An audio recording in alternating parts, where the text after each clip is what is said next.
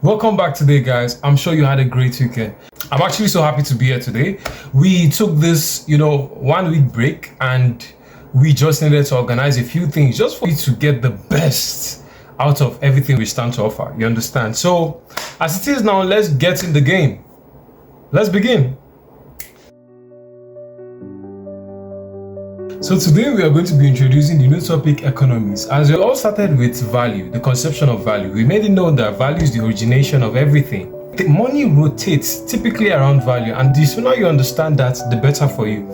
Then from there, we made it clear to us that human beings, they had to create systems just so as to organize and protect value. And then eventually, for them to make systems durable and permanent, institutions were made.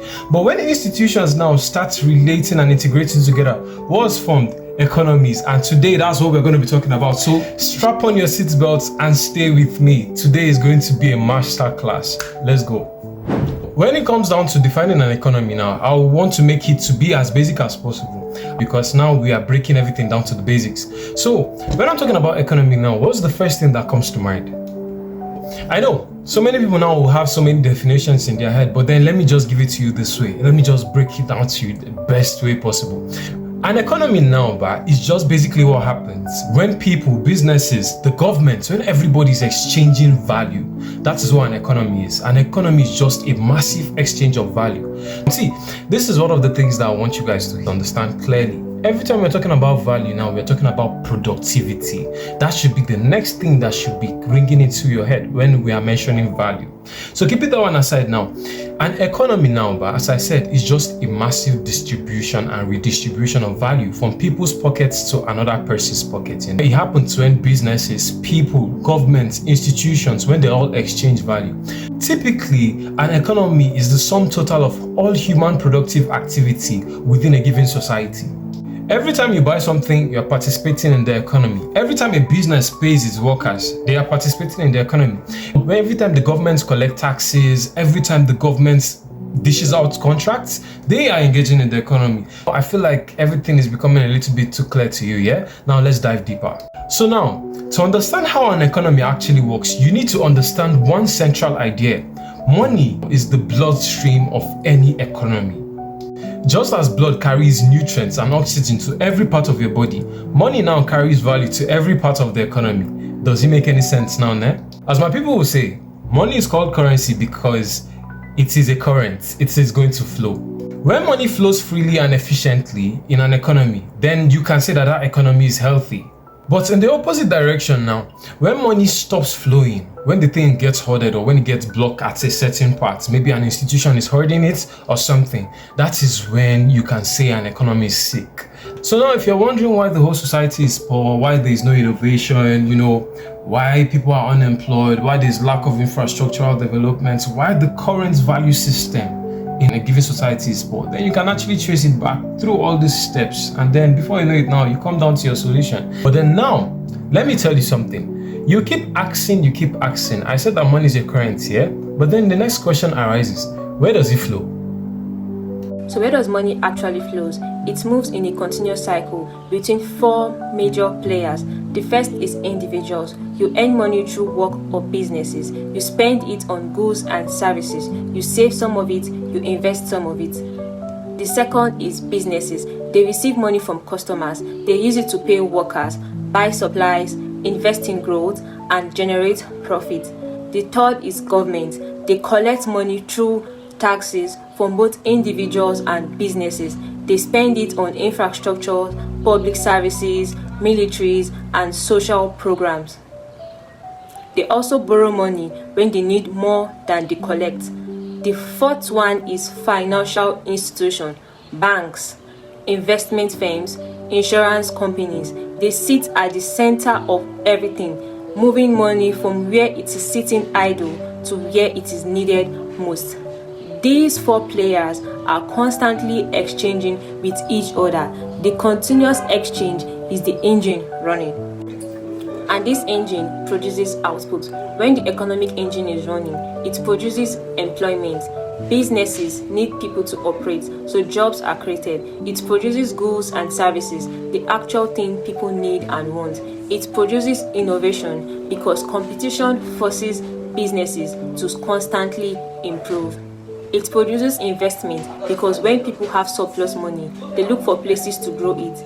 It produces tax revenue, which governments use to fund the system that keeps society functioning. All these outputs feed back into the engine and keep it running. This is what economists mean when they talk about economic growth. The engine is producing more output than it did before. So now, here is something very critical for you to understand. The economic engine does not reward people equally, and now this is not a malfunction. This is exactly how it operates. It rewards ownership more than labor, meaning that the person who owns the business almost always accumulates wealth more than the person working in it. It rewards capital more than time, meaning that the money that is invested grows faster than the money that is earned through hours worked. It rewards skill more than effort. This one now is clear. The business that serves millions is obviously going to accumulate more wealth and money than those who are just having a simple society. Understanding this built-in reward system now is not about accepting the unfairness that it brings. It's about positioning yourself on the right path so you can get the fruits of your labor.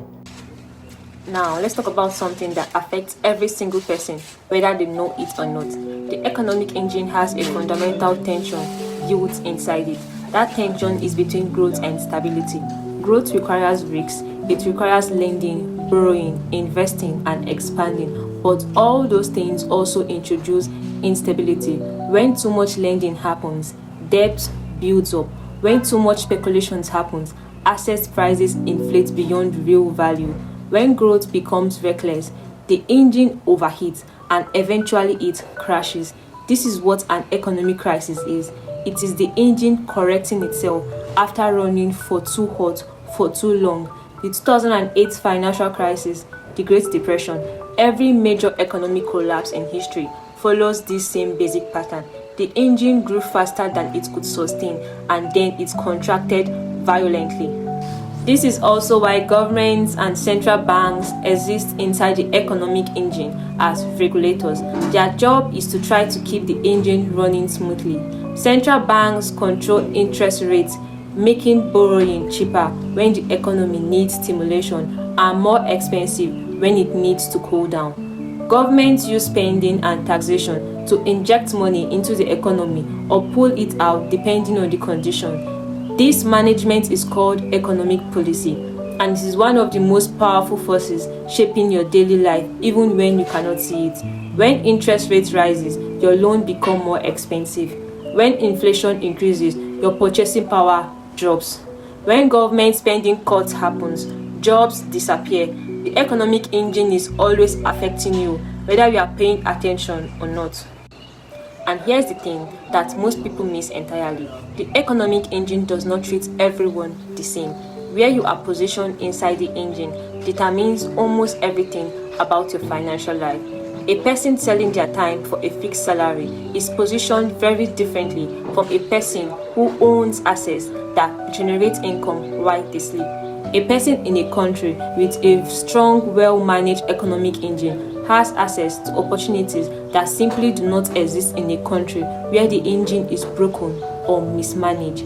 A person with financial literacy who understands how the engine works can make decisions that align with how wealth actually moves, while a person without that understanding makes decisions that feel logical but work against them structurally. Let me leave you with this. The economic engine now is going to keep running. It was running since before they gave birth to you and it's going to continue after. So now the main problem now is, are you positioned to get the best out of the economic situation you are in? You should ask yourself this question. Are you creating value that the engine rewards? Are you owning assets that grows as the engine grows? Are you understanding the policies that directly influence your financial life? Are you in a position to benefit from its movements? Are you in a position to benefit from its opportunities? These are the questions that you should ask yourself. See, this is the main reason why the people who become players are not passengers are the people who understand these things that I'm telling you. They have asked the questions and they have found their own answer. So now, We've covered values, systems, institutions, and the economic engine. Everything we've been building so far now is leading to one of the most fascinating questions in the whole of finance and civilization. So, once the engine is running and wealth is being created, where does it go? Who gets it?